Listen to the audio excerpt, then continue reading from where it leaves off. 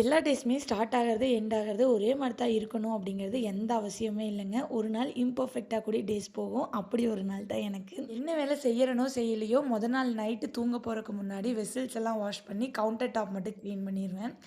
ஏன்னா next day வந்தோம் அப்படின்னா டக்குன்னு வேலை முடியும்னு சொல்லிட்டாங்க.